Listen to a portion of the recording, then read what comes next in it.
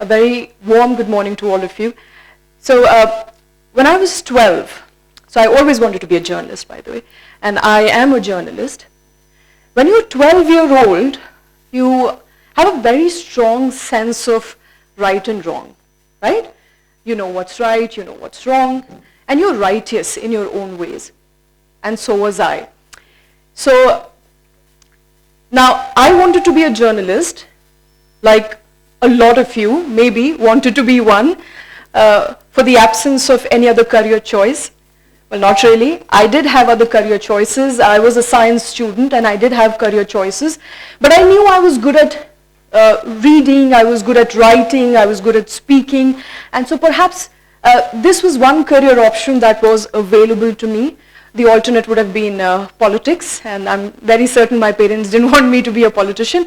So every time as a 12-year-old I would see something wrong happening around me, it would actually boil my blood. You know, just to give you an example, when a local vendor outside my school would be asked to go away, would be shooed away by the authorities, I would question myself. Why don't you allocate a permanent place for them? Why is it that you're shooing them away every single day? Similarly, when I would see a mother beating a child, I would often want to go and talk to her, but for the fear of retaliation, I would stay back and not go and speak to the mother. Thought it's very wrong. Why should you be hitting a child who doesn't even understand why you're hitting him or her? Similarly, if I would see some beggars being, cornered by authorities at a railway station, and these are instances, these are real instances of my life, a beggar being cornered by some local authorities at a railway station, it would actually boil my blood. And the fighter that I was, I would draw my sword. Fast forward 10 years. The sword is now replaced by a pen, and the fighter is replaced by a calm demeanor. And I go to my editor and I tell her that I think I should do this story. And it's a very important story because apparently in this particular state, the government is supposed to come out with policies that are beneficial to the state. The state has so many resources, but the state is not developing. And I heard a straight no. So I pursued, relentlessly pursued. The next day, the day after that, and the following day, only to hear a no. And mind you, this was the most watched TV channel of India, or so they claimed, whose primetime anchor would yell at a deafening voice every night, the nation wants to know.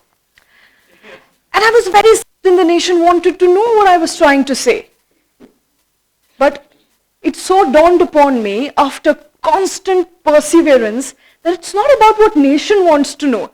It's about what journalists want to tell the nation. And clearly, this is not something that the journalists wanted to tell the nation. And I was too below in the hierarchy, the structure of Newsroom. I was at the bottom of the hierarchy.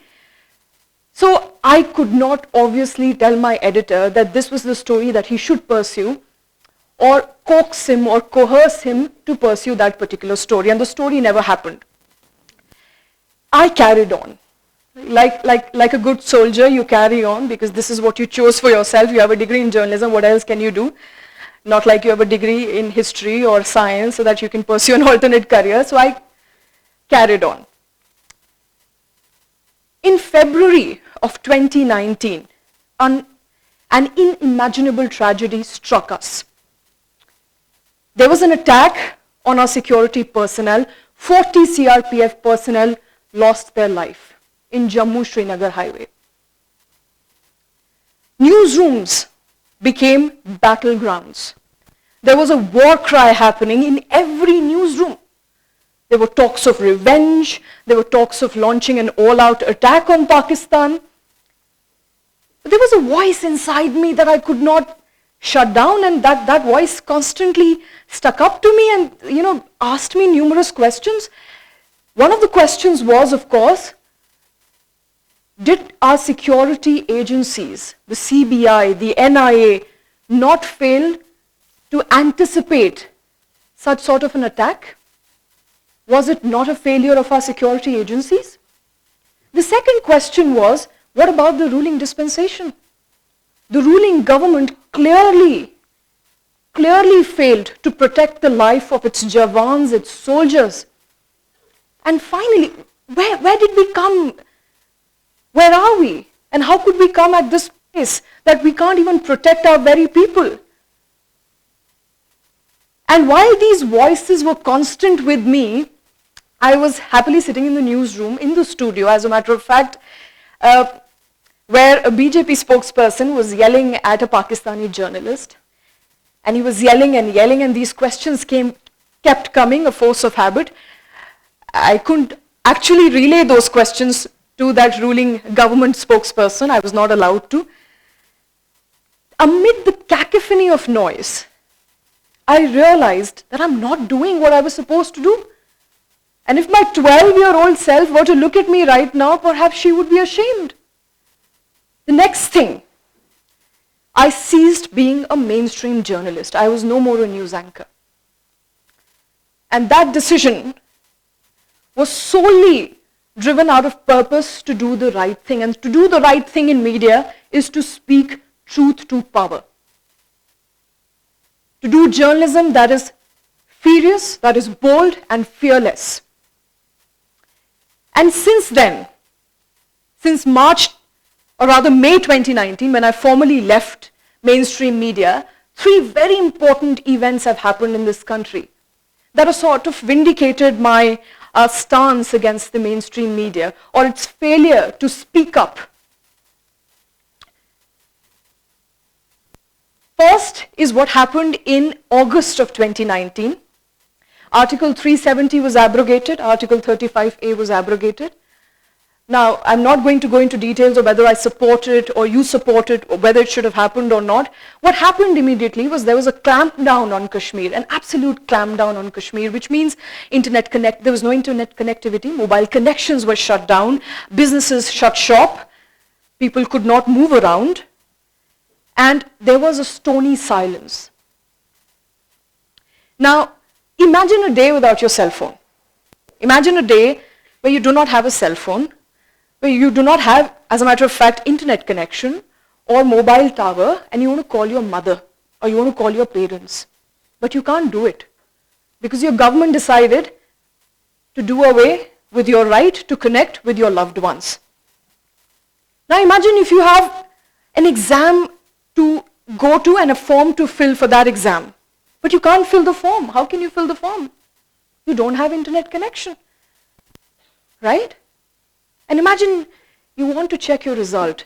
You've just given an exam. How do you do that?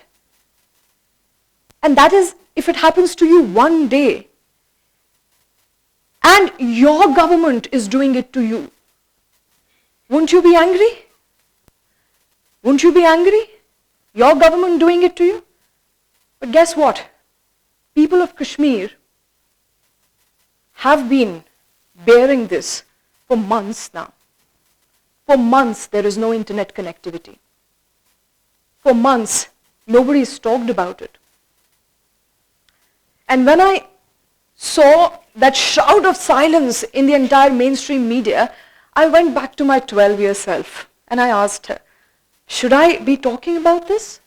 Knowing that the government may just intervene, tomorrow there could be a raid in my office, might want to check my IT returns, might want to see if I have indulged in some sort of corruption, may level some charges against me because it has happened in the past. My 12-year self told me to do the right thing. The media is for the people. It's to hold the government accountable. It's to ask the right question without sycophancy. And so I did that. A lot of Kashmiris reached out and I did their stories. Very proudly did their stories. How businesses were going under. How people could not afford to even pay for their basic necessities because the internet was shut down. How they could not give their exams. How they could not even check their class 10th results. That was one such instant. And then, moving on to the other one, which just happened a couple of weeks back, a widespread movement broke out in the entire country. Some people are calling it a revolution against CAA, which is the Citizenship Amendment Act, and NRC. It brought to light a fundamental question. Who does this country belong to? Who does this country belong to? It belongs to us. It could be me, Shweta, someone, Saina, or the other person, Santa. Doesn't matter which religion we come from. This country belongs to us. And then there were people who were out there on streets. They were angry. They were asking questions from the government. Now, I will again not go into whether the bill is right or wrong. We all have our own respective views on that. But what I've learned as a young journalist is that it is my duty to hold the ruling dispensation to rigorous standards of scrutiny for every policy that they come out with. And did the media do that? Did we hold the government to rigorous standards of scrutiny? Maybe not. And I did the classic thing that I do. I went back to my 12-year-old self and I asked her again, should I be doing this? Should I be taking a stance in this? And the answer was yes. So we did. We did take a stance on this. And we stood with the people of this country. Not with a political party. We stood with the people of this country. And then the last instance that happened on 5th of January 2020. Some miscreants broke into Jawaharlal Nehru University campus, and there was a fight that ensued, and they beat each other up black and blue. Sounds funny now, but the pictures weren't so funny. The pictures of kids, young people, their heads bleeding, their faces swollen up, they weren't so funny. It could have been me, it could have been you, it could have been our kids. And isn't it a basic duty of the government to protect our students, to protect us? Aren't we the future of this country? And before I could go back to my 12-year self and ask a question again, she refused to give me an answer and shooed me away and said, do whatever you want. Do what you think is right. And what's right? As a journalist, it's my duty to serve the people. We are the fourth pillar of this democracy. We're the fourth pillar, which essentially means that it's my duty to ask uncomfortable questions, to hold the government accountable, to preserve this constitution, its secular fabric. Because when history will ask me, what did you do? What did you do when constitutional rights were being squandered? They were being diluted. What did you do when your children were getting beaten up? What did you do when people were coming out on the streets? Did you do the right thing? I would very much want to say a yes. And that is perhaps what the mainstream media should do too. And so should all of you. Because that is the need of the hour. Thanks very much. Thank you.